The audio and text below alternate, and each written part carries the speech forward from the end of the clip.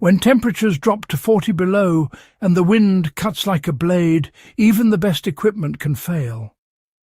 During the Cold War, soldiers, pilots and explorers stationed across the Arctic Circle learned this the hard way. Matches became useless when moisture froze them solid, lighters cracked under pressure, and fuel gel refused to ignite.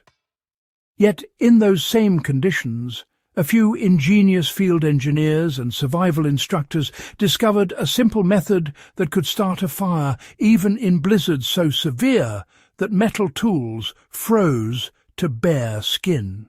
For the next minute, let's dig into the Cold War fire-starting technique that replaced matches and saved lives in some of the most unforgiving conditions on Earth. The Cold War's frozen front lines forced new survival innovations. In the 1950s and 60s, both NATO and Soviet forces maintained Arctic and subarctic outposts from Alaska to Siberia. Temperatures could plummet below -50 degrees Celsius, and wind speeds routinely hit hurricane levels. Conventional fire-starting tools, matches, Zippo lighters, and even magnesium strikers failed regularly. Matches absorbed moisture, spark rods produced weak sparks in the cold, and butane lighters refused to vaporize fuel. Without fire, there was no heat, no cooking, and no chance of thawing frozen gear. Survival researchers at the U.S. Air Force Arctic Survival School and their Soviet counterparts both faced the same problem: how to ignite a flame when all chemical and mechanical tools were unreliable. The answer came not from new technology, but from rethinking how to generate heat mechanically. This is where the chemical thermal ignition method emerged, a process so reliable it became a Cold War survival standard. It didn't rely on sparks, wicks or flames.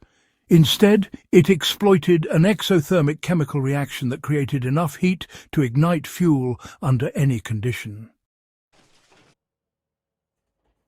The secret lay in mixing simple chemicals that reacted with violent heat.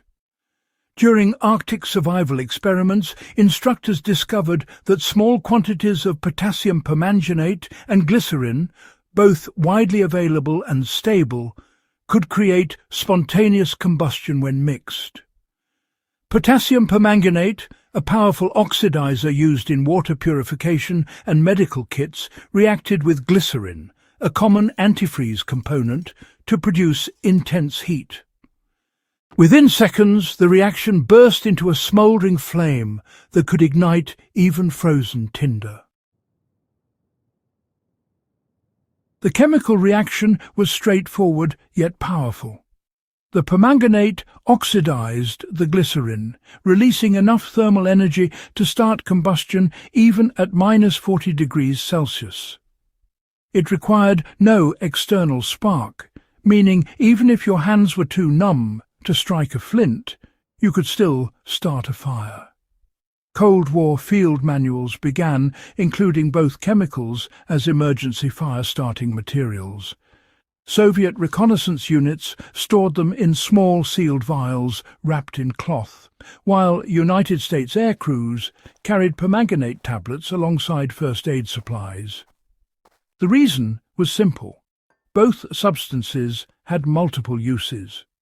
Potassium permanganate could disinfect wounds and purify water, while glycerin was already used to prevent freezing in survival gear.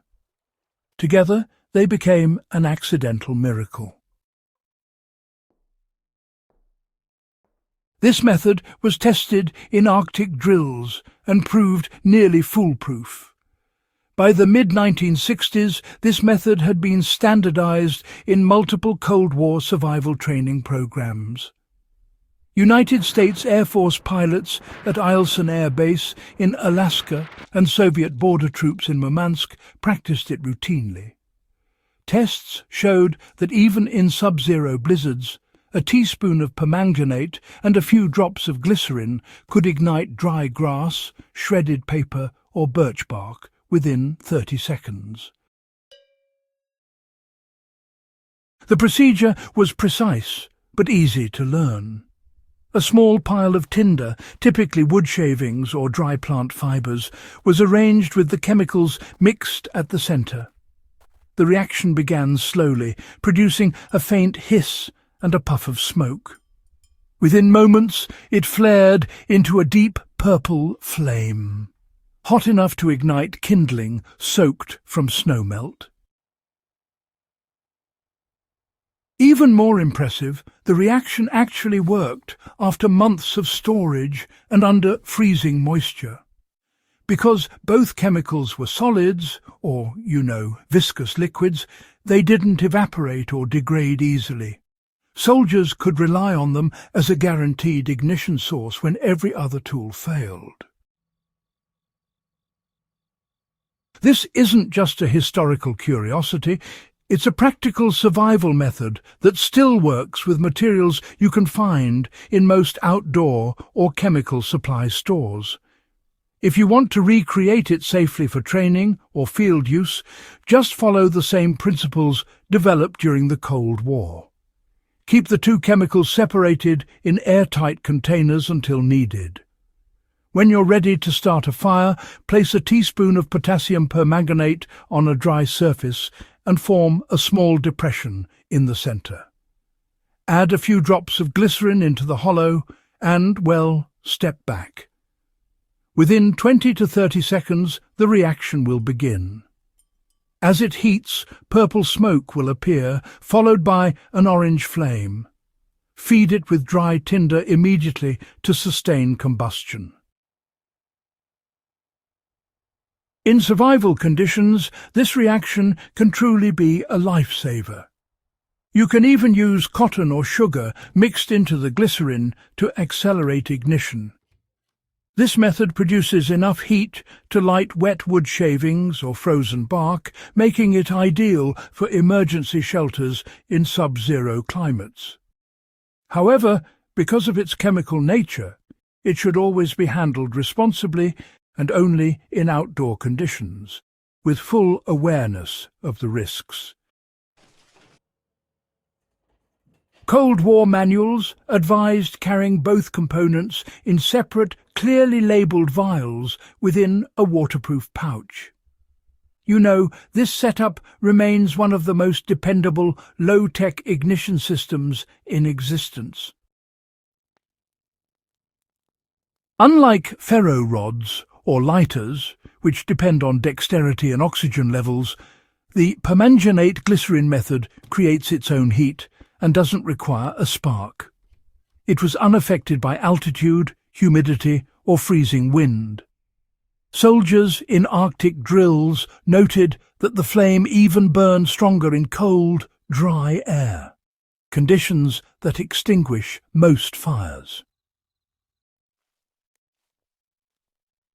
Its reliability also had psychological value. Knowing you could start a fire in any weather provided morale and confidence.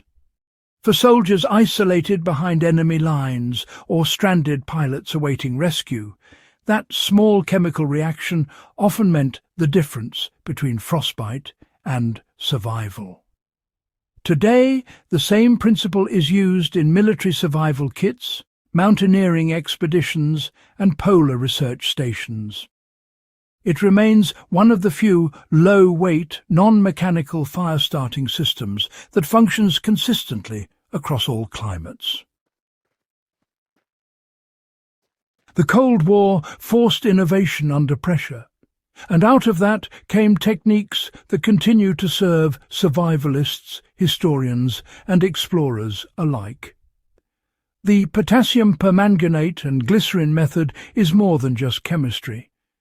It's a lesson in adaptability, resourcefulness, and understanding the science of survival. It shows how human creativity thrives even in the harshest, coldest corners of the earth. For anyone serious about survival history or practical fieldcraft, this method stands as one of the most effective tools ever developed. It reminds us that even when the world was frozen by fear, people found ways to create warmth, literally and figuratively. If you enjoyed this exploration of forgotten Cold War survival science, make sure to subscribe to In the Beginning for more deep dives into the lost technologies that kept soldiers alive when everything else failed. Share this video with a fellow history buff or survivalist. You never know when this knowledge might light a fire when it matters most.